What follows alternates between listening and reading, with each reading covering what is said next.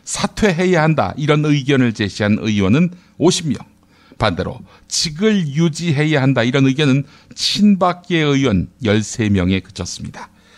나머지 많은 친박계 의원들은 노코멘트라고 답했다고 합니다. 법조 비리로 구속된 홍만표 변호사 재판 중 우병우 민정수석이 거론됐죠. 홍만표 변호사가 사건 수임 과정에서 검찰 고위층에 로비를 해주겠다고 했고 이 과정에서 민정수석이 거론된 것입니다. 검찰 간부가 다급하게 기자 100여 명에게 장문의 문자를 보냈습니다. 사실이 아니다라고 지금 밝히고 있는데 이 입장, 검찰의 입장이라며 꼭 기사에 써달라. 이런 내용의 문자였다고 합니다. 우병우 이름 석자만 나와도 검찰이 새파랗게 질리는 모양입니다. 한 검사장은 우병우 민정수석에게 찍혔다는 소문이 돌았던 검사들은 대부분 좌천되거나 옷을 벗었다.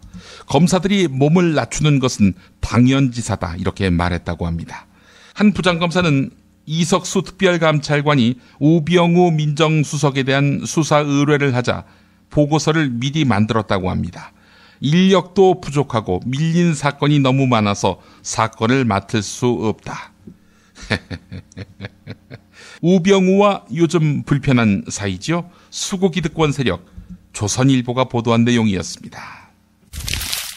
어제 전해드린 대로 상습 원정 도박 혐의로 기소된 정운호 네이처 리퍼블릭 대표가 진술 과정에서 우병우 민정수석의 이름을 거론했죠. 자, 그런데 다른 사건에서도 우병우 민정수석이 언급됐습니다. 바로 변호사법 위반 혐의, 즉 법조 비리로 구속된 홍만표 변호사의 재판에서입니다. 홍만표 변호사의 1차 공판에서 민정수석이라는 직책으로 우병우가 등장했다는 것입니다.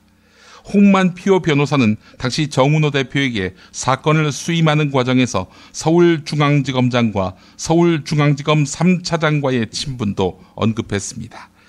이들은 현재 박성재 서울고검장, 그리고 우병우와 절친인 최윤수 국정원 2차장입니다. 홍만표 변호사가 원정도박 재판을 이기기 위해 살아있는 권력인 우병우 민정수석의 힘을 빌리려 했다는 그런 지적이 나오고 있습니다. 한겨레가 보도했습니다. 새누리당 의원인 최경환 전 경제부총리와 청와대 경제수석이었던 안종범 현 정책조정수석의 청와대 사별관회의 청문회 증인 채택은 불발됐습니다. 찐빵에 앙꼬가 빠지게 된 것이죠. 이 두 사람은 청와대 사별관회의에서 부실기업인 대우조선해양에 4조 원의 국민 혈세를 지원하도록 산업은행장에게 지시한 인물들입니다. 핵심 중에 핵심이죠. 자, 그런데 이 두 사람 없이 어찌 청문회를 진행한다는 것일까요? 야당은 두 사람의 증인 채택 없이는 추경도 없다던 방침을 포기했습니다. 자, 대신 야당은 백남기 농민 청문회에 강신명 전 경찰청장을 부르기로 했습니다. 이마저도 사고 이후 반년이 지나서 그것도 물러난 경찰청장에게 이제서야 따지겠다는 것입니다. 야당이 반드시 해결하기로 했던 세월호 대책은 합의문 어디에도 없었습니다. 어제 합의하면서 새누리당 정진석 원내대표와 더불어민주당 우상호 원내대표 서로 얼싸안으면서 웃음꽃을 피웠는데요. 이로써 더불어민주당의 집권 가능성은 더 커진 것 같습니다. 축하할 일입니다. 경향신문 보도였습니다. 방석호 전 아리랑 TV 사장, 수차례 해외 출장을 다니면서 택시비나 개인 식사비, 음료비는 물론이고 아들이 머물던 호텔의 수화물 보관 수수료, 휴일에 쇼핑몰에서 한 식사, 아들과 아들 친구들에게 밥 사주기, 중학교 동창 모임 식사비 등을 모두 법인카드로 결제했습니다. 모두 업무 추진비로 말이죠. 문화체육관광부 특감에서 방석호 전 사장은 업무 추진비의 부적절한 사용을 시인하고 심지어 일부는 환수하겠다 이렇게 했습니다. 하지만 검찰은 불기소 결정을 내렸습니다. 법인카드 결제 내역 전부가 업무 관련성이 있다는 것입니다.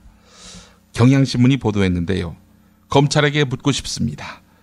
방석훈은 우병우와 친합니까? 서향희 변호사, 저하고 나이가 같은데요.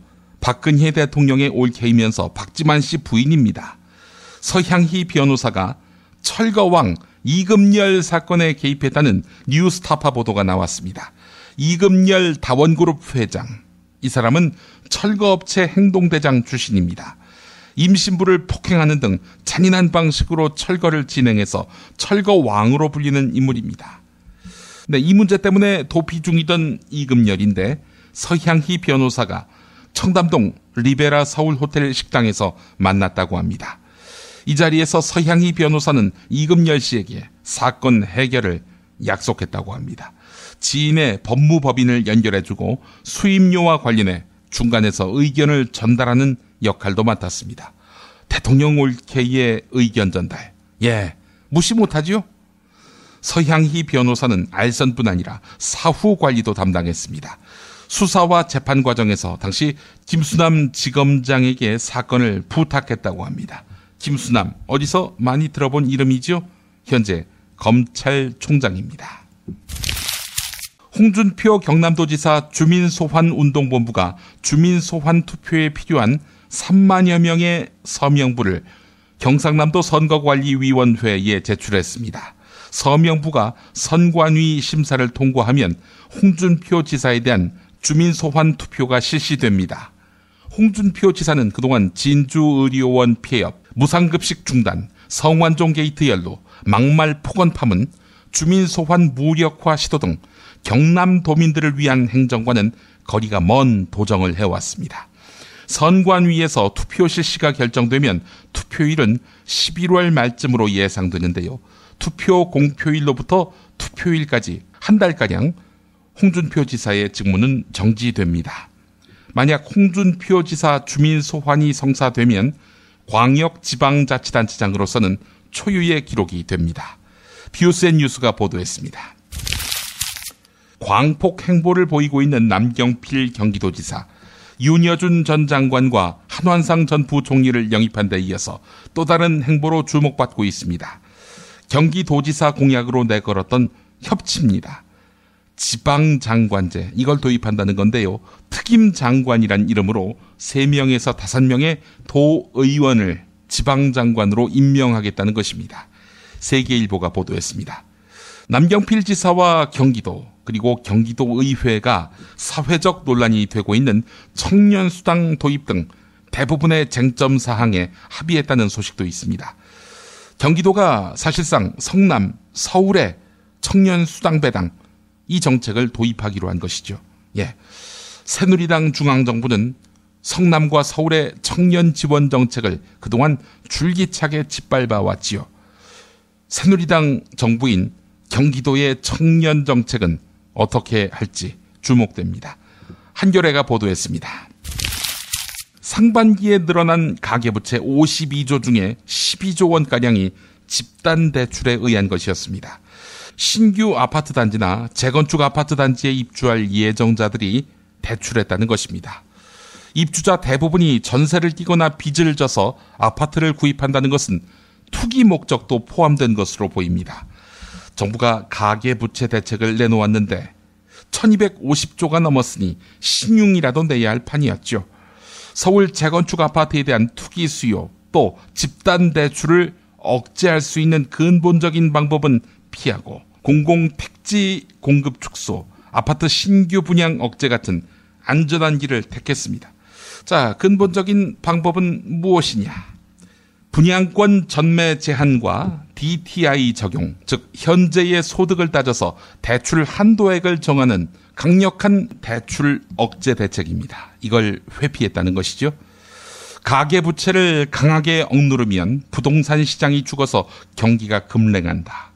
가계부채로 집값을 떠받쳐서 정부의 경제 지표를 높이겠다. 네, 이런 궁리를 한 것입니다. 조선일보 진단이었습니다. 서울신문 기자가 미소네를 찾아갔습니다. 미소네. 소녀 이름이 미소입니다. 미소네의 집은 엄마 아빠가 10년째 쓰고 있는 컨테이너였습니다. 컨테이너 안의 온도는 40도를 넘을 게 분명했습니다. 1시간 동안 땀이 비오듯 흘렀습니다. 찜질방이 따로 없었습니다. 미소는 이 집에서 폭염을 온몸으로 견뎌냈습니다. 미소 아버지는 3년 전에 에어컨을 틀었다가 전기료 폭탄을 맞아서 에어컨을 틀 엄두를 못 낸다고 합니다. 2만 원 나오던 것이 10만 원 나왔다는 것이죠. 주거 빈곤에 처한 아이들이 올해는 폭염으로 유난히 힘든 여름을 보내고 있습니다. 미소처럼 컨테이너에 사는 아이들뿐 아니라 지하 단칸방, 옥탑방에 사는 경우도 더위에 취약합니다. 12살 미만의 아동 10명 가운데 1명은 이 같은 주거 빈곤 아동입니다. 열악한 주거 환경은 아이들의 신체 발육과 정신 건강, 인지 발달과 학업 성취도 등에 막대한 해를 끼칩니다. 서울신문의 이 기사 참 좋은 기사입니다. 육군 3사관학교가 여생도 지원자들에게 산부인과 검진 결과라는 제목으로 과거 수술 기록을 제출하라고 명시했습니다. 임신 중절 수술 여부를 묻는 것으로 보이는데요. 남생도 지원자들에게 과거 성관계 몇 번 했었느냐? 이거 안 물어보잖아요. 성차별적 소지가 큰 모집 전형을 3사관학교가 버젓이 내놓은 셈입니다. 육군 3사관학교는 담당자가 오타를 낸 것이다 이렇게 해명했는데 오타? 뭐의 오타인가요? 과거 수술 기록, 산부인과, 임신 중절 수술, 뭘 오타를 냈다는 것이죠? 최종 면접에서 조사한 설문도 논란이 되고 있습니다. 건강생활 설문지라는 이름의 조사는 군 생활과 상관없는 내용들로 채워져 있습니다. 달동네나 유흥업소 밀집 지역 및 우범 지역 등에 살고 있다. 아버지와 어머니가 중학교에 다녀보지 못했다. 이런 설문 내용에 그렇다, 아니다 체크를 해야 하는 것입니다. 어머니의 월 수입이 200만 원이 넘지 않아야 높은 점수를 받는 항목도 있다고 합니다. 혹시 똥을 잘 싸면 높은 점수를 받는 항목도 있나요? 그렇다면 미궁 장사랑 대박 나겠네요. 미궁 장사랑! 구렁이 똥 이뻤다. 장이 살아야 내 몸이 산다. 배변 활동에 도움을 주는 건강기능식품입니다. 미궁 장사랑. 지금 검색창에 미궁 장사랑을 검색하세요. 핸드폰 기종 최다 케이스 보유하고 있는 사이트는 친구 사진, 애인 사진까지 나만의 DIY 제작 케이스는 바니몽. 디자인 예스, 총알 배송 예스. 070-5029-0330에서 2번까지 포털 사이트에서 바니몽을 검색해주세요. 정말 맛있다. 이 말 한마디면 모든 게 설명됩니다. 30년 전통 자연의 이로움을 담은 김치, 이담채 김치. 1544-4586 1544-4586.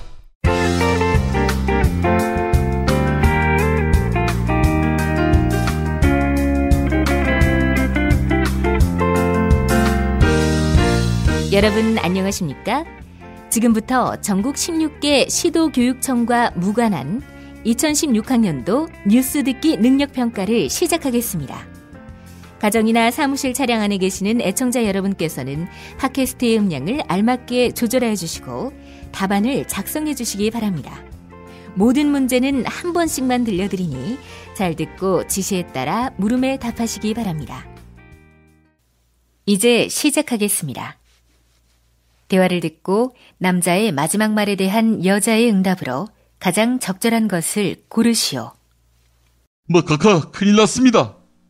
뭐가 또 큰일 났어요? 정윤회한테 애인이 생겼답니까? 그게 아니고요. 가계부채가 1250조가 넘었는데 연말에는 1300조를 돌파할 것 같습니다. 아니, 에어컨 선풍기가 있는데 왜 이렇게 부채가 많이 팔렸지? 1250조나 가게에서 팔렸다는 거 아니에요? 어머, 부채가 이제는 신성장 동력인가 보네? 그게 아닙니다. 집마다 쌓여있는 부채가 그렇다는 겁니다. 아니 글쎄 말이야, 왜 쌓아놓고 안 써 부채를? 카카, 장난하십니까? 그 부채는 빚을 말하는 겁니다. 빚이 쌓이면, 갚지 못하면, 은행 망하면 나라 망합니다. 그걸 알고 국정 운영하시는 겁니까? 대통령으로서 상황의 심각성을 씹새끼, 네가 다음 대통령이 될 것도 아닌데 왜 그런 걱정을 해? 우선 다 풀어준 부동산 대출 규제 이거 다시 조여야 합니다. 우선 총부채 상환 비율 즉 DTI 규제 그리고 주택담보대출 담보 인정 비율 이거 다시 강화해야 합니다. 각하 DTI 말고 주택담보대출 담보 인정 비율 이게 영어로 뭔지 아십니까? 줄여서 총부채 상환 비율이 DTI라면 주택담보대출 담보 인정 비율은 무엇인가? 다시 한번 총부채 상환 비율이 DTI라면 주택담보대출 담보 인정 비율 이건 뭘까요? 금융기관에서 담보물의 가격에 맞춰서 대출해주는 담보 인정 비율 이거 뭔지 아세요? 알지? 1번 LTV 2번 CCTV 3번 낚시TV 4번 KTV 5번 아프리카 TV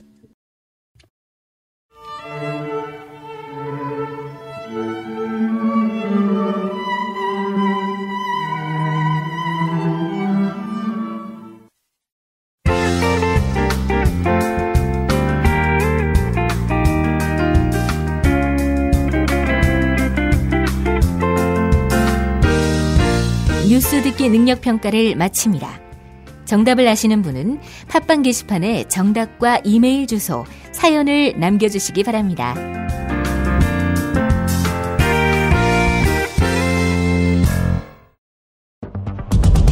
She never ever quits. 中国不能缺席。 Der Holocaust für Deutschland. 歴史家に任せるべきだろうというのが私の考え方。 Ma senti, col dolore umano non si può essere neutrali.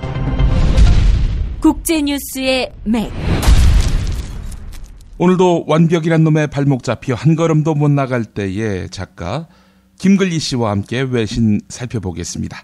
김글리 작가님. 네, 안녕하세요. 글로벌의 맥을 읽어주는 글로벌 리더 김글리입니다. 예. 자, 오늘 첫 소식 어떤 뉴스입니까? 한국 전쟁 당시 중남미에서 유일하게 한국에 파병한 국가가 있는데요. 혹시 어딘지 아시나요? 예. 보내주신 대본에는 콜롬비아라고 적혀 있는데 솔직히 몰랐습니다.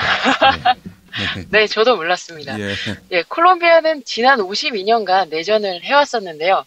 어제 마침내 종지부를 찍었습니다. 그래요? 어쨌든 평화가 찾아왔으니 반가운 소식이 아닐까 싶은데 정부하고 반군 사이의 싸움이었습니까? 네, 맞습니다. 콜롬비아 정부와 최대 반군이었던 콜롬비아 무장혁명군 간의 전쟁이었는데요. 둘은 지난 4년 동안 평화협정 논의를 거듭해 왔었습니다. 예. 그러다 마침내 어제 쿠바 하바나에서 최종 합의에 도달했습니다.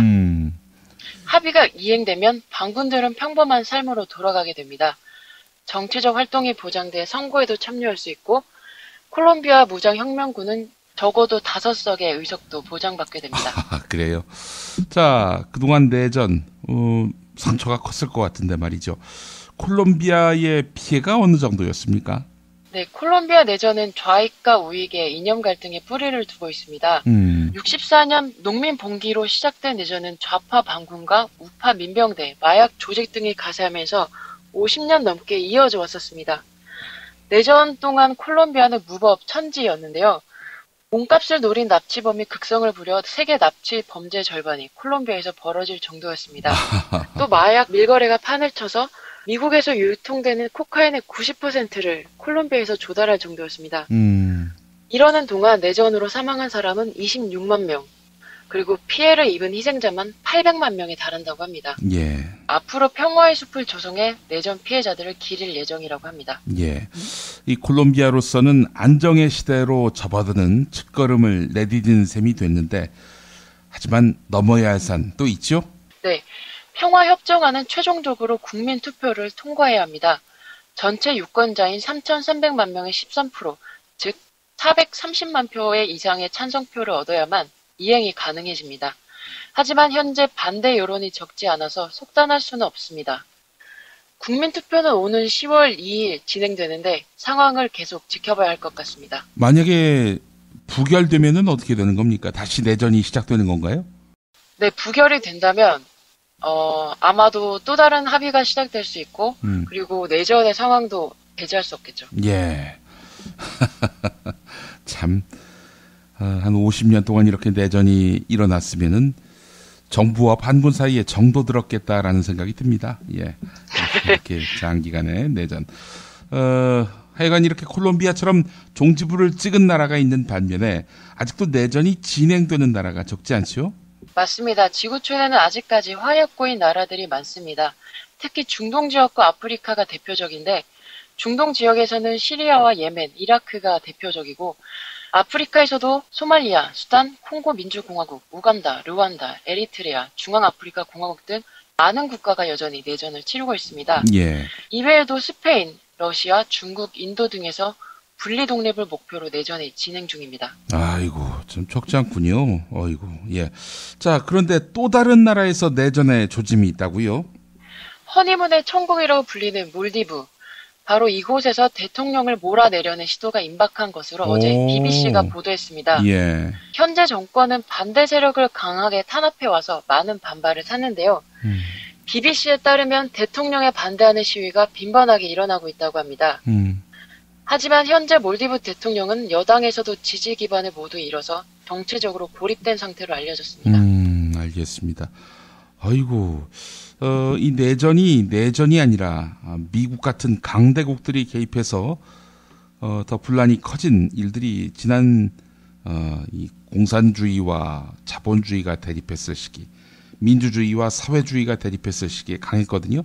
동서냉전 갈등 구도 속에서 특히 남미라든지 아프리카 지역에서의 미국의 개입, 이거는 뭐 적지 않았는데, 글쎄요, 지금 이 국면에서도 내전이 잦아들지 않고 있으니 미국의 탓으로 만들기도 쉽지 않고 말이죠. 예, 알겠습니다. 자, 다음 러시아로 한번 가보죠.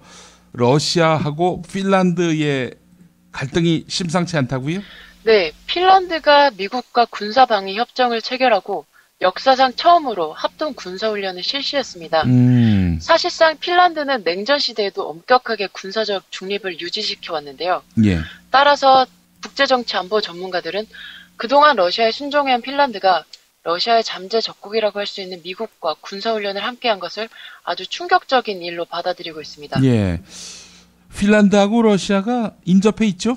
네, 바로 인접해 있습니다. 예. 둘은 국경을 맞대고 있는 만큼 관계가 복잡합니다.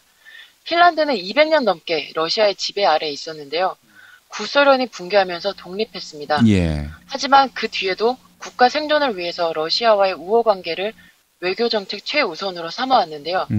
그래서 러시아의 심기를 건드릴까봐 유럽 연합에도 가입하지 않았을 정도입니다. 자, 그런데 이 국면에서 왜 미국과 방위 협정을 맺게 된 것일까요?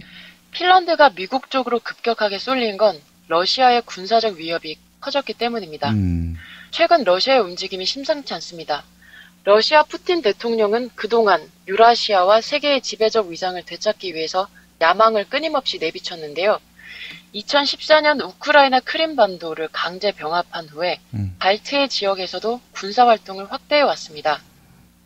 여기에 불안을 느낀 핀란드가 멀리 떨어져 있어서 영토적 야심이 없는 미국을 국가 생존의 새 파트너로 선택한 것 같다는 분석이 나옵니다. 올해 핀란드는 역대 최대로 많은 국방비를 책정한 상태입니다. 예. 허허허. 얼마 정도 국방비를 책정했습니까? 네, 우리 돈으로 약 3조 6천억 원에 달하는 돈을 책정한 바가 있습니다. 예, 그렇군요. 자, 핀란드 말고도 발트해 연안에 있는 스웨덴, 또 발트 3국으로 불리는 에스토니아, 라트비아, 리투아니아가 있는데 이들 역시 불안함이 커질 것 같은데요. 어떻습니까? 네, 맞습니다. 군사적 중립을 유지해왔던 스웨덴도 지난 6월 미국과 방위 협정을 체결했는데 바로 이런 이유 때문입니다. 발트 3국도 자국 내 나토 지상군을 배치했습니다. 나토는 애초 러시아를 견제해 만들어진 미국과 유럽의 군사 동맹 기구이죠. 그렇죠. 최근 영국이 이탈하면서 나토의 중요한 방어선이 훼손되었다고 우려하는 목소리가 많았는데요. 하지만 이렇게 러시아의 위협을 느낀 북유럽과 동유럽 국가들이 잇따라 가입하면서 오히려 나토의 영향력은 커졌습니다. 예. 최근 북유럽과 동유럽 국가들은 러시아 인근 상공에서 미국과 연합훈련을 하고 있다고 합니다. 예. 러시아가 인심부터 얻어야지 이렇게 그 힘자랑만 하고 있으니 주변 나라가 염려하지요. 예. 러시아 푸틴 대통령이 핀란드 총리를 얼마 전에 만난 모양이죠. 그때 뭐라고 메시지가 전달됐습니까? 네, 지난달 핀란드 총리를 만난 자리에서 러시아 푸틴 대통령은 만약에 핀란드가 나토에 가입할 경우 국경 지역에서 철수한 러시아군을 재배치할 것이라고 위협한 바 있습니다. 그리고 당장 오늘부터 러시아군은 나토군에 대응해서 육상과 해상에서 전격적으로 대규모 군사훈련에 돌입한 상황입니다. 예, 시위네요, 말 그대로 시위. 예. 앞으로 그 푸틴의 행보를 주목해서 봐야 하겠습니다. 자, 다음 이야기 한번 해보죠. 네, 미국 대선 소식입니다. 현재 후보자들의 건강이 핵심 이슈로 떠오르고 있습니다. 트럼프가 70세, 클린턴은 69세로 모두 고령입니다. 아이고, 그렇군요. 대통령이 된다면 미국 역대 고령 대통령 1, 2위를 차지하게 될 텐데요. 공화당 트럼프 후보가 민주당 클린턴 후보의 건강 상태에 대해 의혹을 제기하면서 논란을 키우고 있습니다. 네, 트럼프는 클린턴이 IS와 맞서기에는 정신적, 육체적 스태미나가 부족하다면서 지적했고 트럼프 캠프 대변인은 클린턴이 실어증을 앓고 있다고 자체 진단하기도 했습니다. 네, 사실 클린턴은 국무장관 시절 뇌진탕 이력이 있었는데요. 온라인에는 클린턴이 부축받는 모습이나 뇌진탕 후 특수 안경을 낀 몇몇 사진들이 올라오고 있습니다. 또 클린턴의 발가락이 11개라는 글까지 올라오고 있는 11개. 실정입니다. 11개라는 말은 뭐예요? 뭐 어떤 의미입니까 그게? 뭐 가끔 외계인이 발가락이 11개라는 농담이 있는데 저도 정확히는 잘 모르겠습니다. 예. 아무 근거가 없는 말이라고 봐야겠죠. 예, 그렇다더라도 발가락이 11이라. 뭐 심신 장애가 있다 이런 얘기인 건지. 그러니까 트럼프 쪽에서 나오는 얘기는 일단 신빙성이 있는지부터 따져보고 살펴야 할 것 같은데요. 자, 이에 대해서 힐러리 클린턴 쪽 입장이 나왔습니까? 네, 이에 해명하기 위해서 클린턴이 직접 나섰습니다. 클린턴은 방송에 나와서 공화당의 별난 전략을 사용하고 있다면서 몸소 피클병 뚜껑을 열어보이며 건강을 과시했다고 합니다. 네, 참고로 피클병을 여는 건 좀 상당히 힘든 일이라고 합니다. 아, 스태미나가 있다 이걸 보여주기 위한 거군요. 네네. 예. 하지만 트럼프와 클린턴 모두 자세한 건강 기록을 공개하지 않고 있어서 세부 건강 기록을 공개하라는 촉구도 이어지고 있습니다. 예. 자, 클린턴은 건강뿐만 아니라 지금 다른 논란에도 휘말려 있는 상태지요? 네, 클린턴 재단 스캔들이 확산되고 있습니다. 클린턴이 국무장관으로 재임할 당시 사적으로 만나거나 전화 통화를 나눈 외부 인사 가운데 절반 이상이 클린턴 재단 기부자거나 기부를 약속해서 현재 부패 의혹에 휩싸여 있습니다. 클린턴은 연기는 많이 나지만 불은 어디에도 없다며 의혹을 전면 부인했는데요. 예. 하지만 이런 논란에도 클린턴의 대통령 당선 가능성은 점점 커지고 있다고 로이터 통신은 보도하고 있습니다. 그래도 연기는 계속 나고 있죠. 엎친 데 덮친 격으로 폭로 전문 매체 위키리크스가 클린턴 민주당 후보에 관해 예기치 않은 관점에 아주 흥미롭고 또 즐거운 내용을 확보했다며 궁금증을 불러일으키고 있습니다. 예. 위키리크스는 클린턴 관련 문건을 대선 전에 공개하겠다고 밝혔는데요. 예. 이로써 미국 대선의 관전 포인트가 하나 더 늘어나게 됐습니다. 예.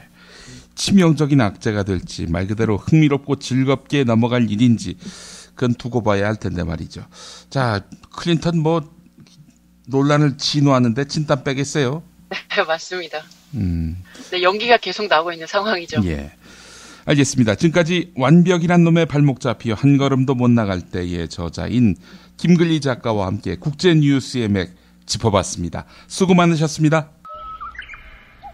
아이고, 아우 덥다 더워. 이제 우리 몸 생각해서 이 보양식이라도 먹어야 되는 거 아니야? 자, 일단 이거 한 잔 해. 그래. 자, 우와! 이거 저 새싹 땅콩차 아니야?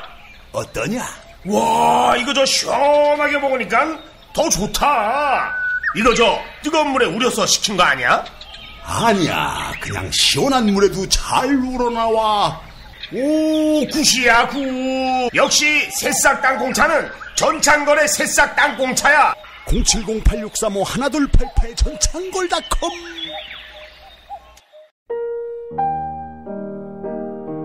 세계 최초의 미용 베개 바쉬필로우 아시나요?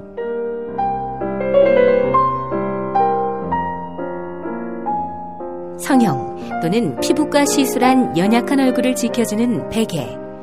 피부가 눌리고 얼굴이 처지며 주름이 생기는 것을 막는, 그래서 노화 방지까지 돕는 건강한 베개입니다. 어깨와 목 결림을 방지하는 이중 높이 구조. 이제부터 전혀 다른 잠자리를 만나보세요. 검색창에 미용베개 바슈필로우를 찾아주세요. 남성용 바슈필로우도 있습니다. 기억하시나요? 탐라오렌지. 제주도 총각 3인방. 제주 농사꾼의 혼을 담은 인류 딱 하나의 감귤. 탐라오렌지에서 여름철 감귤을 소개합니다. 황금향. 아, 여름에 감귤이 이렇게 맛있을 수 있네. 무더위를 한 방에 날려버릴 탐라오렌지의 황금향. 지금 인터넷에서 탐라오렌지를 검색하세요. 직접 드셔도 좋고 선물용으로도 최고입니다. 전화 주문도 가능합니다. 010-2827-3917 010-2827-3917 추석 선물로 끝내주는 황금향. 황금향도 주문받고 있다고 봐요.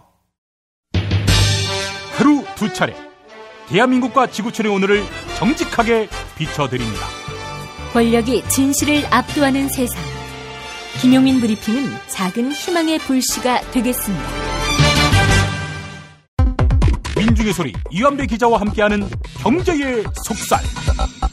민중의 소리 이완배 기자 만나겠습니다. 이완배 기자님. 예, 안녕하십니까. 예. 어제 국제뉴스의 맥 시간에 김글리 작가가 세계에서 제일 살기 좋은 도시로 호주 멜버른을 꼽은 그런 기사를 소개해 줬는데 네. 여기에 대해서 한 말씀 하신다고요? 네. 저희 이제 그 김글리 작가께서 이코노미스트 인텔리전스 유닛이라는 기관에서 발표를 한 뉴스죠. 그 세계에서 가장 살기 좋은 도시, 가장 살기 나쁜 도시, 이것을 소개를 해 주셨습니다. 그래서 예. 저는 그저께 그 방송 들으면서 세계에서 가장 살기 좋은 도시가 어디일까요? 라는 그 김글리 작가님 질문에 서울이죠라고 답을 하신 김용민 PD님 말씀이 아직도 기억이 납니다. 예. 가장 살기 나쁜 도시도 서울을 꼽으셨더라고요. 그런데 김 작가님께서 소개해 주신 뉴스에 따르면 세계에서 가장 살기 좋은 도시는 말씀해 주셨듯이 호주 멜버른이고요. 예. 6연패를 했습니다. 6년 연속 1위. 이제 가장 살기 나쁜 도시는 시리아 내전 진원지죠. 다마스쿠스가 됐고요. 그런데 이제 이쯤 되면 요게 궁금한 겁니다. 한국의 도시들은 몇 위일까요? 이게 좀 궁금해집니다. 이게 예.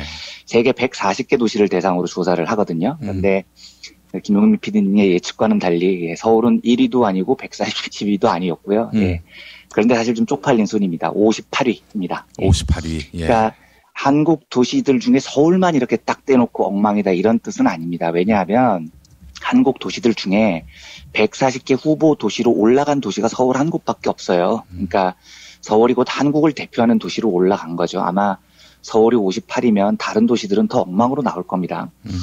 근데 일단 이 이코노미스트 인텔리전스 유닛이라는 곳이요. 이게 굉장히 유명한 단체입니다. 그러니까 영국의 시사경제 주간지 더 이코노미스트라는 굉장히 유명한 신문이 있죠. 예. 여기에 계열사고요. 1946년에 설립이 됐고요. 그리고 매년마다 한 200여 개 국가를 여러 카테고리로 나눠서 경제도 분석하고 정치도 분석하고 순위도 많이 제공을 합니다. 그래서 여기서 발표를 하는 건 진짜 좀 세계적으로 알아주는 자료입니다. 예. 그래서 여기 분석을 보면 한국의 현실에 대해서 여러 가지를 생각을 하게 되는데요.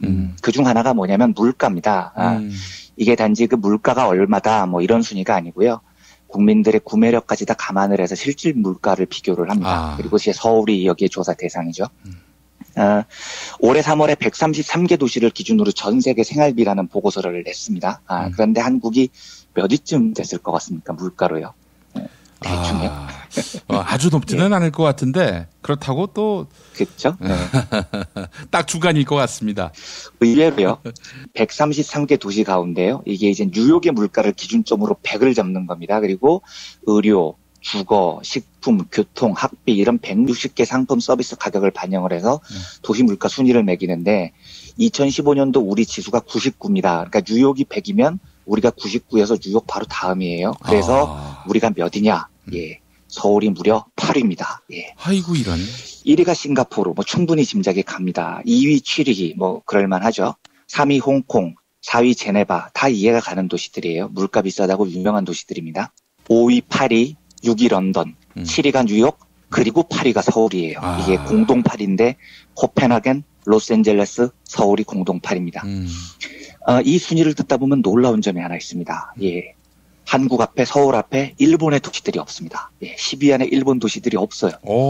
일본 물가가 비싸다고 우리가 굉장히 큰 선입견이 있지 않습니까? 예. 그런데 도쿄가 11위, 서울보다 3단계 낮습니다. 예, 이게 얼마나 놀라운 수치냐면요. 5년 전에는 도쿄가 세계 1위였습니다. 서울은 36위였어요. 그런데 5년 만에 천지가 개벽이 된 겁니다. 제가 이제 무슨 말씀을 드리고 싶냐면요. 우리가 지금 경제 쪽에서 이야기를 할 때 유일호 부총리도 그렇고 이주열 하는 총재도 그렇습니다. 뭘 제일 걱정하냐면 디플레이션이라는 걸 걱정을 합니다. 예. 물가가 너무 안 오르고 있다는 겁니다. 실제로 한국은행이 발표한 상반기 소비자 물가 상승률이 0.9%입니다. 이게 감이 잘 안 오실 텐데요. 경제적 수치로 보면 심각한 수준입니다. 너무 물가가 안 오른다는 게 경제가 정말 안 돌아가고 있다는 뜻이거든요. 그런데 여기서 문제가 발생합니다. 예. 한국의 경제부총리는 하는 총재는 한국이 물가가 너무 안 올라서 걱정이라는데 예. 서울은 세계 8위 물가입니다. 도쿄보다 비쌉니다. 이게 도대체 왜 이런 앞뒤 안 맞는 현상이 생기느냐는 겁니다. 제가 작년 4월에 이 물가 문제를 취재를 하기 위해서 여러 곳을 들려봤는데요. 상인분들은요. 물가가 너무 많이 떨어졌다. 우리 물건 파는 가격표 한번 봐라. 똥값이다. 이렇게 이야기를 하시고요. 제가 그 용인 죽전이마트를 갔었는데 거기에서 만난 시민들은 물가가 뭐가 떨어졌냐. 조금만 집어도 10만 원이 넘는데 이러면서 그 볼멘 소리를 하십니다. 뭐가 지금 잘 이상한 거죠. 예. 이걸 이제 한번 해석을 해보겠습니다. 통계청의 수치만 가지고 진실에 접근을 하려면 이렇게 설명을 해야 됩니다. 지금 물가 하락은 석유 가격의 급락 때문에 물가가 떨어진 겁니다. 그런데 실제로 소비자들의 관심사는 다른 게 있는 거죠. 그러니까 꼭 석유 제품만 쓰는 게 아니니까요. 그래서 실제로 생필품을 집어보면은 물가가 실제로 엄청나게 오른 걸로 나타납니다. 뭐 소비자 물가는 상당히 상승을 한 거죠. 이래서 전체적인 물가 수치는 안 올랐는데 소비자들은 체감 물가가 높다. 이게 이제 가장 기본적인 설명이에요.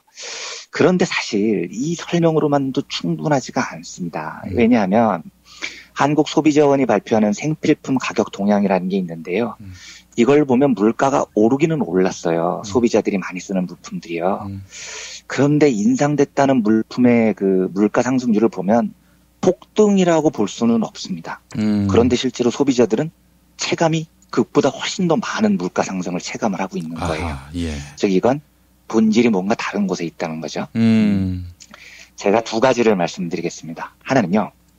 물가의 등락과 상관이 없이 물건을 사야 하는 소비자들이 너무 가난한 겁니다. 그래서 물건값은 내렸어도 그것을 살 돈이 없는 가난한 국민들의 처지가 체감 물가를 확 높이는 현상이 나타나는 거죠. 이게 왜 이러냐. 국민들의 호주머니가 몇 년 전에 비해서 유난히 거덜이 난 것은 가계부채 때문입니다. 네. 최경환 부총리가 과거에 부총리에 취임했을 때부터 빚내서 집 사라고 하면서 각종 부동산 규제를 풀었죠. 그래서 지금 가계부채가 무려 1,200조 원이 넘었고요. 연말이면 1,300조 원이 될 거라는 예상입니다. 국민들이 지금 자기들이 번 돈 중에 많은 부분을 빚 갚느라고 지금 쓰고 있는 거예요. 가처분 소득 대비 가계부채 비율이라는 약간 어려운 이름의 지표가 있습니다. 이게 뭐냐면 한 개인이 1년에 버는 소득을 몽땅 털어 넣었을 때 빚을 얼마만큼 갚을 수 있느냐를 이 비율로 나타낸 겁니다. 그래서 연봉이 3천만 원인 사람인데 빚이 3천만 원이면 가처분 소득 대비 가계부채 비율은 100%입니다. 그러니까 1년 소득을 탈탈 다 털어야 빚을 겨우 갚을 수 있다는 거예요. 근데 만약에 이 사람이 연봉이 3천만 원인데 빚이 4,500만 원이나 되면 이 비율이 150%로 뛰죠. 예. 1년이 아니라 1년 반 소득을 탈탈 털어넣어야 빚을 갚는다는 의미인 겁니다. 그런데 이 수치가 얼마냐면은요. 3월 말 136이었는데 작년 3월 말이 136이었는데 올해 3월 말 145.6%, 9.6%나 급등했습니다. 그러니까 지금 우리나라 가계 분야 빚이요. 1년 내내 다 벌어서 돈 다 집어넣고 반년 더 일해서 그 번 돈 다 갚아 넣어야 빚을 겨우 갚을 정도라는 겁니다. 엄청난 빚 규모인 겁니다. 그런데 이것도요. 그 한국은행이 발표를 한 가계부채 증가 속도를 보면은요. OECD 전체 국가 중에 우리가 속도가 세계 3위입니다. 그리스가 27.1포인트. 이게 2008년하고 2014년 말을 비교를 한 거거든요. 근데 그리스가 27%, 벨기에가 22% 늘었고 우리는 19.9% 늘어서 세계 3위의 속도로 지금 빚이 늘어나고 있습니다. 예. 그런데 이것도 2014년 말 통계를 잡은 기준이에요. 그러니까 작년 올해 빚이 훨씬 더 많이 늘었지 않습니까? 이거 감안하면 모르겠습니다. 아마 그리스 저치고 1등 할 것 같아요. 한국 가계에 빚이 느는 속도가요. 어쩌면 세계 1위일지도 모른다는 겁니다. 예. 이게 첫 번째 문제입니다. 더 근본적인 문제가 하나 더 있습니다. 한국이라는 나라는요. 이게 전체적인 통계로는 잘 잡히지 않지만 정말로 만성적인 부익부 빈익빈 소득 양극화가 정말 심한 나라입니다. 예. 우리나라 1인당 국민소득이 25,000달러라고 하는데 이러면 4인 가족 기준으로 연소득이 1억 원이 돼야 평균인 거거든요. 그런데 제 주변에 연소득 1억 원인 가정 눈을 씻고 찾아봐도 찾기가 어려워요. 이게 그 동국대 경제학과 김낙년 교수님께서 소득세 자료에 의한 접근이라는 보고서를 재작년에 낸 적이 있었는데요. 예. 한국의 소득 분배 불평등 수준이요. OECD 회원국 가운데 칠레, 멕시코, 터키, 미국에 이어서 5등입니다. 소득 불평등이 세계 5위예요. 또 서울과학기술대 정유한 교수님께서 예전에 발표를 한 걸 보면은요. 한국의 임금 불평등은 OECD 회원국 중에 2위입니다. 예. 이럴 정도로 우리나라가 소득 불평등이 심한 나라입니다. 작년 7월 OECD가 발표를 한 자료를 보면요. 한국의 세금 시스템이 불평등을 개선하는 효과가 OECD 국가들 중에 꼴찌입니다. 그러니까 우리나라는 세금 걷어도 소득 불평등이 전혀 해소가 안 되는 나라인 거죠. 그러니까 예. 어떤 지표를 봐도 우리나라는 다양한 분야에서 이 OECD 국가들 가운데 소득 불평등 분야에서 우리나라가 지금 하위권에서 헤매고 있는 겁니다. 예.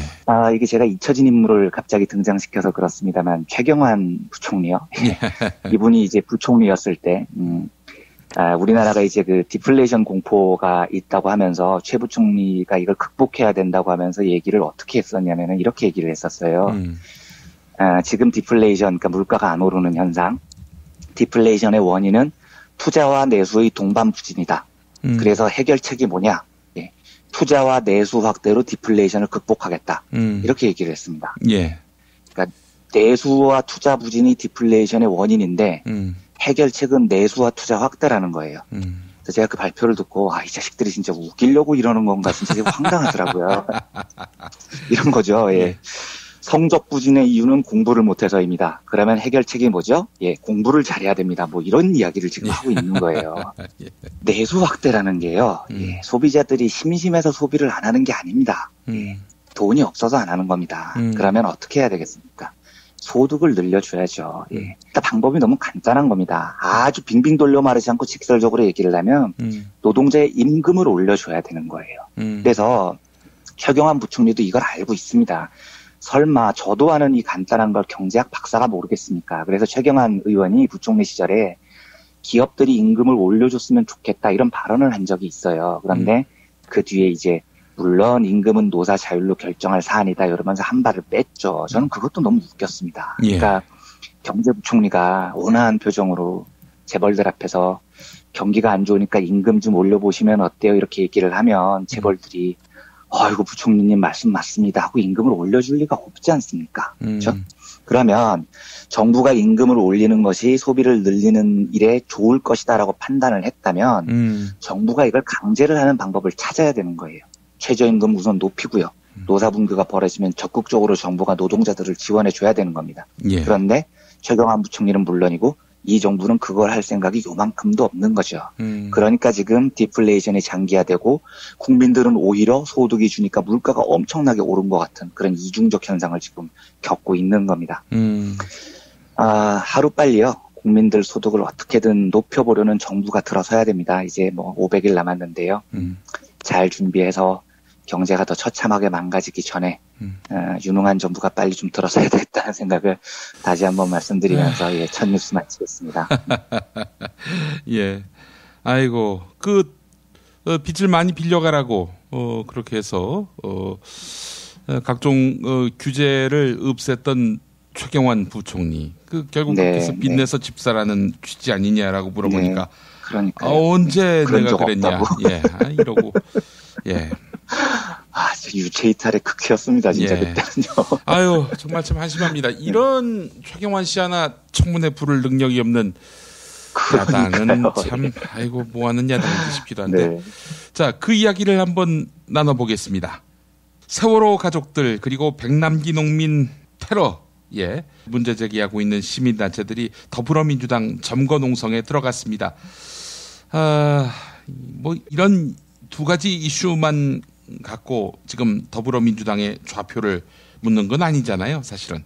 그렇겠죠. 네, 아마도요. 뭐 여러 가지들이 중첩이 돼 있을 것 같은데요. 예. 이게 이제 뭐 경제 이야기하고는 조금 동떨어져 있어서 좀 죄송스럽습니다만 그 시민단체들이 더불어민주당 그 당사에서 점거농성을 시작했다는 얘기를 듣고 예예. 제가 계급성 이야기를 좀 드리고 싶어서 이 문제를 오늘 경제의 속사 시간에 말씀을 좀 드려보려고 합니다. 예예. 세계사 이야기를 하나 하고 시작을 하겠습니다. 제가 이제 가끔 이 얘기를 꺼내는데 1789년도 7월 14일부터 1794년 7월 28일까지 제가 보기에 인류 역사, 문명의 역사 7천년 동안 제일 중요했던 사건이 벌어집니다. 이게 프랑스 대혁명이라는 겁니다. 사람들은 이걸 부르주아지 혁명이라고 부르지만 제가 리세팅 코리아 때도 말씀을 드렸지만 사상 최초로 민중들이 피지배 계급들이 손을 잡고 성벽을 넘어선 역사적인 사건이었습니다. 예. 그런데 중요한 건요. 이 프랑스 대혁명 이후의 프랑스의 행보입니다. 당시에 대혁명 때 그 7월 12일에요. 프랑스 시민혁명군이 무기 창고를 습격을 해서 소총 2만 8천 정을 탈취하고 무장을 시작합니다. 그리고 시민들이 무기를 든 상태에서 그 초록색 밤나무 잎을 무늬를 그려가지고 모자에다 붙입니다. 이게 무슨 뜻이냐면 이 초록색 밤나무 잎 무늬가 있는 모자를 쓴 사람들은 같은 편, 즉 동지라는 뜻입니다. 그래서 그때 프랑스 사람들이 가장 많이 썼던 단어가 시또양이라는 단어입니다. 불어로 이게 동지라는 말이에요. 그래서 시민들이 모두가 서로를 시또양, 동지라고 부르면서 바스티유 요새로 진격을 하죠. 예. 그리고 대전투 끝에 바스티유 수비대를 허물고 점령을 합니다. 이게 바로 인류 역사상 피지배 계급이 단결해서 지배 계급을 허문 첫 사건이었어요. 그런데 이후에 프랑스를 보면은요, 프랑스 대혁명의 경험이 프랑스를 얼마나 강하게 지배하는지를 여실히 볼 수 있습니다. 그러니까 프랑스 민중들한테는 이 승리의 경험이, 대혁명의 경험이 너무나 소중하게 남아있는 겁니다. 그래서 프랑스 민중들에게는 이 대혁명에 대한 자부심이 정말 대단합니다. 우리 스스로 압제자를 물리쳤다. 예. 그렇기 때문에 프랑스 민중들은 스스로에 대한 자부심을 가지고요. 그래서 프랑스에서는 국민을 무시하는 지배자들이 나타나질 않습니다. 국민들이 우리는 독재자들을 언제나 물리칠 수 있다는 소중한 승리의 경험을 갖고 있기 때문입니다.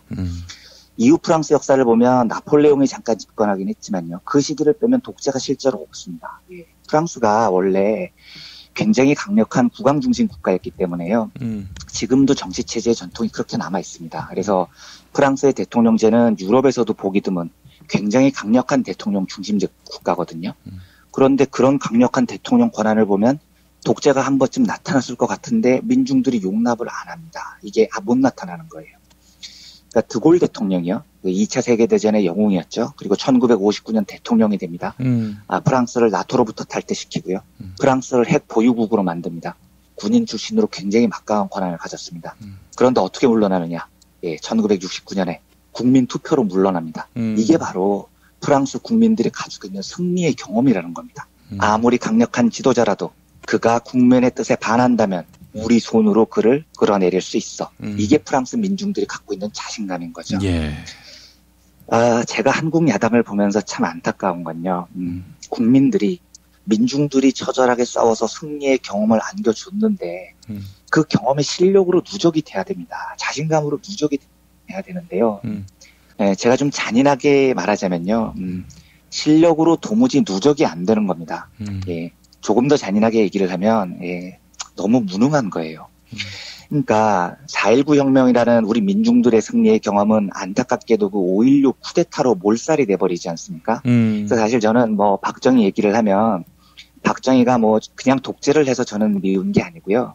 우리 근현대사에서 우리 민중들이 가지는 유일하고도 굉장히 소중한 승리의 경험, 4.19 혁명을 박정희가 짓밟아 버렸다는 게 저는 너무 큰 죄라고 생각을 하는 겁니다. 근데 아무튼 뭐 박정희는 그렇고요.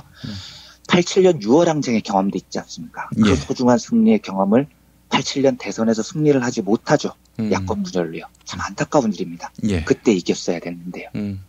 그리고 지난번 총선 생각해 보십시오. 얼마나 의미 있는 승리였습니까? 모든 여론이 여당이 180석을 가져갈 거라고 예상을 했고 심지어 주요 야당이 2개로 분열을 했습니다. 그런데도 국민들이 다시 한번 승리의 경험을 야당한테 안겨줬습니다. 그런데 그 승리의 경험이 국민들이 만들어준 그 소중한 경험이 실력으로 축적이 안 되는 겁니다. 우리 야당한테는. 제가 과거에 그 최장집 교수님 말씀을 한번 소개해드린 적이 있는데요. 그 이야기를 다시 한번 말씀드리겠습니다. 최장집 교수님이 이제 그 당시에는 민주당이었죠. 민주당에 대해서 이렇게 이야기를 하신 적이 있어요. 민주당은 도대체 누구를 대표하나? 지금의 민주당이 허약한 가장 큰 이유는 사회 경제적 기반에 구체적으로 뿌리를 내리지 못했기 때문이다. 이렇게 말씀을 하십니다. 예. 이게 무슨 얘기냐면 계급성의 뿌리를 못 내리고 있다는 겁니다. 그래서 최장집 교수님은요. 민주당의 힘은 외부로부터 사회 경제적 힘이 그러니까 계급성이 주입이 돼야 된다고 말씀을 하십니다. 단단한 계급성에 단단한 계급의 힘이 피지배 계급의 자부심이 분명하게 민주당을 장악을 해야 당이 강해진다고 말씀을 하십니다. 저는요. 이 지적에 정말로 동의합니다. 지금 더민주가 허약한 이유는요. 사회경제적 기반에 뿌리를 못 내렸기 때문입니다. 예. 더민주를 지지하는 사람들이 노동자, 농민, 시민, 서민, 빈민 이런 사람들인데 정작 더민주 제1야당은 이 사람들 편을 드는 걸 부담스러워하지 않습니까? 예. 그래서 사회적 약자를 외면을 해버립니다. 저는 이게 너무 이해가 되지 않는 겁니다. 왜 의원들이 성주를 찾는 것을 막습니까? 왜 의원들이 중국 방문하는 걸 야당에서 비난을 하죠? 저는 왜 세월호 사건을 외면하는지 이해가 되지 않습니다. 왜 우리 제1야당이 백남기 농민을 위해서 싸워주지 않느냐는 거죠. 그냥 지금까지 더민주를 지지했던 사람들은 더민주가 싫으나 좋으나 영원히 지지할 것으로 생각을 하는 모양인데 예. 이렇게 허약한 계급성을 띠면 저는 잘 모르겠습니다. 국민들이 총선을 통해서 승리의 경험을 안겨줬는데 프랑스 민중들처럼 그 승리의 경험을 실력하고 자신감으로 축적하는 게 아니고 더 꼬리를 내리고 더 겁먹은 모습을 보이고 글쎄요. 저는 이게 참 올바른 길인지 저는 도저히 동의가 되지 않습니다. 혹시 시민단체들이요, 농성을 하는 이 모습을 보면서 더민주가 그렇게 생각을 하는 게 아닌가 그런 걱정이 들더라고요. 더 약자 편을 들면 더민주가 과격해 보일까봐 걱정을 하고 있는지 모르겠습니다. 그런데 저는 그것도 얼척없는 걱정이라고 생각을 합니다. 제가 좀 엉뚱하지만요. 프랑스 대혁명 이후에요. 프랑스가 새로운 국가를 만듭니다. 그러니까 애국가 같은 국가를 새로 노래를 만들거든요. 그런데 이 노래 들으시면 아마 놀라실 겁니다. 지금도 이 노래가 프랑스 국가예요. 네, 이 가사를 제가 일부러 불러드리겠습니다. 가자, 조국의 아들, 딸들아. 영광의 날이 다가왔다. 우릴 치려고 저 독재자는 살육의 깃발을 올렸다. 들리는가? 저 들판에서 지저대는 흉악한 군인들이 우리 턱 밑까지 왔다. 그대들 처자식의 목을 노리고 무장하라. 시민들이여 대오를 정렬하라. 전진, 전진. 적들의 더러운 피가 들판에 넘쳐 흐르도록 하자. 떨어라 독재자들, 매국노들, 모든 진영들의 수치여 떨어라. 너희의 반역 음모는 그 대가를 치를 것이니 전사들은 얼마든지 있다. 우리 젊은 영웅들이 쓰러지면 이 땅에 새로운 이들이 나와 결연히 너희들과 싸울 테니 무장하라. 시민들이여 대오를 정렬하라. 전진 전진. 적들의 더러운 피가 저 들판에 넘쳐 흐르도록 하자. 제가 지금 무슨 빨갱이들 선동가를 부른 게 아닙니다. 이게 프랑스 국가예요. 이게 프랑스 국가입니다. 이 사람들에게는 독재에 맞서 싸웠던, 귀족들과 맞서 싸웠던 저 격렬한 피를 흘렸던 투쟁이 자랑스러운 겁니다. 그러니까 프랑스 국민들은 지금도 3대끼를 들고 저런 노래를 국가로 부르는 겁니다. 저렇게 과격함을 두려워하지 않아요. 왜 두려워합니까? 진실을 위해서 싸우는 건데요. 그런데 우리 야당은 저는 뭐가 두려운지 모르겠습니다. 세월호의 진실을 파헤치고 백남기 농민께서 저렇게 되신 것을 위해서 함께 싸우면 빨갱이로 몰릴까봐 두려운 건가요? 운동권 소리를 들을까봐 두려운 건가요? 그래서 제대로 싸워보지도 않고 꼬리를 내리는 그게 저는 오히려 그게 역사의 죄인 거죠. 그렇게 역사의 죄를 저지르는 걸 저는 두려워해야 된다고 생각을 합니다. 경제하고 이제 뭐 깊이 관련이 돼 있는 얘기가 아니어서 그냥 계급성 문제여서 뭐 여기서 맺겠습니다. 그런데 저는 국민들이 안겨준 총선의 그 소중한 승리 경험을 야당이 이렇게 날리지 않았으면 좋겠습니다. 저는 더민주가 보다 더 약자의 편에서 분명히 싸워주기를 원하고요. 뭐 청취자분들께서는 좀 저랑 정치적 견해가 다르신 분들도 있으실 것 같은데 듣기 불편하셨다면 죄송합니다만 제 생각은 이게 변할 것 같지가 않습니다. 아무튼 뭐 정치 이야기가 많이 가미돼서요. 예, 여기서 마치겠습니다. 예. 이완배 기자의 이 말씀이 불편하신 분은 앞으로 저희 방송 듣지 말아 주십시오. 예. 제가 불편합니다. 그런 분들 들으시라고 방송 만들 것 같으면. 예, 뭐 다 알아들으셨을 거예요. 예. 네, 이해해주셔서 고맙습니다. 백남기 농민의 아픔을 대변하고 또 세월호 가족의 요구, 진상규명, 이게 공익을 위한 요구 아닙니까? 그렇습니다. 그리고 역사의 기록이 될 일입니다. 그렇습니다. 네. 이런 요구를 수렴하는 게 부담스럽다면 정치하지 말아야지. 예. 네, 저는 그렇게 생각합니다. 네, 저도 그렇게 생각하고요. 정치하지 말아야 될 사람들이 자꾸 정치를 하니까 참 국민들의 절망은 깊어만 가는 거 아닌가 싶기도 하고 말이죠.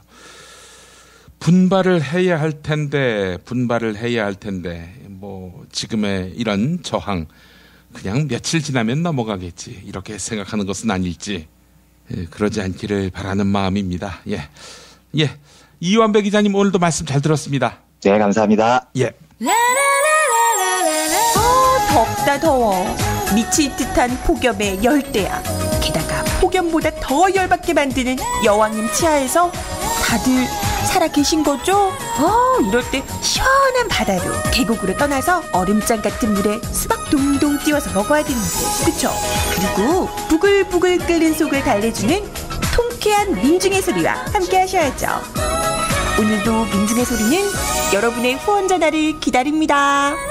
1661-0451 1661-0451 민중의 소리. 싸지는 안 돼요. 건강식품의 지존 전복을 택한다면 100% 완도에서 잡은 와우 전복. 네이버에서 와우 전복을 찾으세요. 010-2443-0818 한우 사고를 집어넣고 24시간 팔팔 끓인 곰탕, 연지연 곰탕. 어린이부터 노인까지 누구나 좋아하는 건강식 연지연 곰탕. 택배로 신청하시려면 010-7252-1114. 대한민국 최초, 아니 은하계 최초의 잡놈 평전, 김어준 평전. 무식하지만 의리 만빵의 엄마, 노골적인 인종차별의 격분에 개싸움을 벌인 이탈리아 현지인, 한겨울 침낭 안에서 인류애적인 사랑을 나눈 유럽 여성, 그리고 전대미문의 사기꾼 MB까지 김어준의 학교에는 참 많은 선생님이 있었죠. 자기가 언제 행복한지, 내 욕망이 뭔지, 내가 어떻게 생겨먹었는지 자기하고 대면을 해야 돼요. 그래서 내가 하고 싶은 걸 찾아야 됩니다. 누구의 눈치도 보지 말고 욕망의 주체가 돼서, 그리고 그 일을 그냥 해요. 은하계에 다시 없을 딱 한 사람, 김어준. 김용민이 김어준을 9년간 관찰한 기록, 김어준 평전. 김어준 평전, 인터하우스에서 나왔습니다.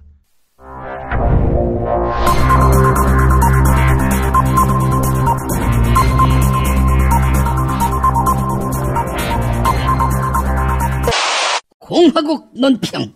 아버지 고향 옆 동네라고 해서 그동안 김천을 예쁘게 봐줘왔던 박근혜 동지께서는 사드 배치 지역을 성주군으로 묶어줬음에도 우리 동네와 가까워졌다는 이유로 반발하는 김천에 대해 강도 높은 국가적 중대 조치를 취하실 계획을 표명하시고 구체적인 공격 방침을 제시하시었다. 경애하는 박근혜 동지의 단호한 결심은 여기도 안 되고 저기도 안 되는 데 대한 격한 분노의 표시다. 칠곡 안 된다. 성주 안 된다. 이제는 김천까지 안 된다고 하는데 간신히 성주 국민을 강경파대 제3지대 수용파로 갈라치기 해서 큰 불을 껐는가 싶었는데 이젠 김천까지 이지랄을 떨고 있으니 박동지를 참을 수 없이 모독하고 우롱하고 천추의 한이 될 망동의 다름 아니며 처절한 대가를 자초하는 악수 중에 최악수의 다름 아니다. 다음 주부터 김천이 박동지를 비난모략하기 위한 집회를 매일 연다고 하고 성주도 김천 담벼락으로 옮겨간다 하더라도 절대 용납 못한다며 계속 집회를 열고 있다. 이 나쁜 놈들아, 너희들이 정녕 그렇게 박동지를 배반한다면 사드를 박정희 대통령 고향 구미에다가 세울 수밖에 없다. 박동지 동상 밑에 사드 레이더를 둠으로써 호국의 영웅 돌아온 이순신으로 대한민국의 소신이 될. 여보세요? 아, 네. 아, 우수성님. 예. 네. 저보고 지금 부패 기득권 세력이라고 하셨습니까? 너 따위가 뭔데 박동지 아버지 동상 근처에다가 사드레이더 세운다고 하냐고요? 네. 박정희 대통령 동상에 전자파가 흐르면 저 죽는다고요? 네, 잘못했습니다. 네, 잘못했습니다. 예, 죽을 죄를 졌습니다. 네, 머리 박겠습니다. 예. 구미로 가자고 하는 것은 박동지에 대한 체질적인 거부감과 적개심을 노골적으로 드러내는 것으로서 추호도 용납할 수 없는 포악무도한 도발 행위다. 김천의 폭도들은 이제라도 박근혜 동지를 찾아가 참회의 눈물을 흘리며 이마를 땅에 짚고 용서를 구해야 할 것이다. 성주의 촛불 집회가 보기 좋아서 치기 어린 마음에 흉내를 냈을 뿐이라고 고백해야 할 것이다. 만약 이를 거절할 시는 박동지의 치솟는 분노와 경천동지할 탄압의 불벼락을 피할 수 없게 될 것이다. 오늘의 칼럼은 중앙일보 중앙시평 건국절 논란을 중지하자입니다. 정치학을 전공하는 박명림 연세대 교수가 기고한 내용입니다. 10년 전 건국절 주장이 제기됐을 때 사실 오류로 인해서 이 주장은 곧 사라질 줄 알았다. 그런데 오히려 담론이 점점 커져 이젠 법제화를 논하는 단계까지 다다랐다. 우선 대한민국은 모든 나라에 있는 건국절이 없는 나라, 이런 주장은 사실이 아니다. 건국절이 있는 나라 자체가 극히 드물다. 몇몇 왕조나 독재 체제, 신생국가나 전체주의 체제들이 국가 정체성의 새 출발을 알리고 과거와 단절하기 위해서 건국 기념일을 제정하는 사례는 있었다. 그러나 이조차 드물다. 북한과의 정통성 경쟁 때문에 1948년 8월 15일을 건국절로 만들자는 주장도 턱없다. 한시적인 분단을 절대화하는 이념일 뿐더러 이승만 정부 이래의 모든 역사 교육을 부정하는 자기 비하다. 그리고 개천절을 우리 공동체의 사실상의 건국일 의미로 기념하고 있다. 새로이 건국절을 만든다면 외부의 눈으로 보았을 때 두 건국절로 비칠 가능성도 크다. 특히 동아시아의 건국 기념일 구상은 발원이 따로 있다. 원조가 따로 있다. 바로 주변국을 침략한 메이지 유신 이후 이토 히로부미를 포함한 일본 침략주의자들, 천황주의자들, 군국주의자들의 생각으로부터다. 대한민국이 일본 침략주의의 잔재를 받아들인다는 것은 어불성설이다. 네, 여기까지입니다. 우리나라의 생일잔치가 없으니 건국절을 만들어야 한다. 이런 주장도 펼치고 있죠. 얼빠진 인간들. 가장 무서운 자들은요, 매 맞고도 정신 못 차린 경우입니다. 저녁에 2부에서 뵙겠습니다. 김용민 브리핑과 함께한 시간 어떠셨어요? 다음 시간에도 보다 바르고 알차며 즐거운 정보로 여러분을 찾아가겠습니다. 팟캐스트 포털 팟빵에서 다운로드하기, 구독하기, 별점 주기, 댓글 달기로 응원해주세요. 잊지 마세요. 다운로드하기, 구독하기, 별점 주기, 댓글 달기.